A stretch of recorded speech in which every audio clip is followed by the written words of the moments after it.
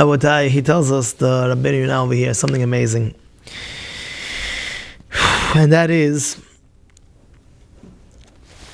and I'll read you the Lashon, don't look at just the Avirah itself. Look who told you not to do the Avirah. It's a very important point. I'm going to read it to you in Hebrew and then I'll explain. Ki en lo labit lekatnut ha'avera, aval yabit legdulat mi shehizir aleha. Know who commanded you not to do sin. So when you do that, and by the way, it's the same thing with mitzvah. When you know that HaKadosh Baruch Hu said, don't do this. So now, the Avirah in your eyes might look, it's nothing. Forget it. Don't even look at it like that. Look at the fact where Hashem, the Almighty, said, the king said, don't do it. You know, in old countries where they had kings, like they had real kings, if the king says something and the person did it, even if it's the smallest thing. If he says, don't put sugar on the table, and the guy went ahead, he put sugar on the table, they would kill the guy. What do you mean? I just put sugar on the table. And all the news reporters, what happened? You put sugar on the table. No, you didn't put sugar on the table. You didn't listen to the king. You hear that?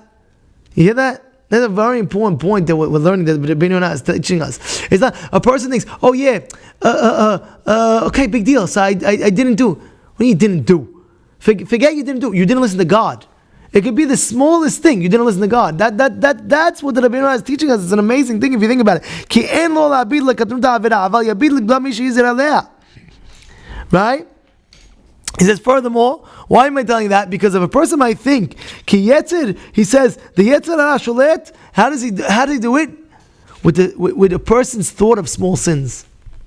How does he do it? With the small sins, big deal, there's nothing. So the Yetzer Hara is constantly dealing with the small sins. The big sin he knows, go eat a mac and cheeseburger, go eat a whopping far shot.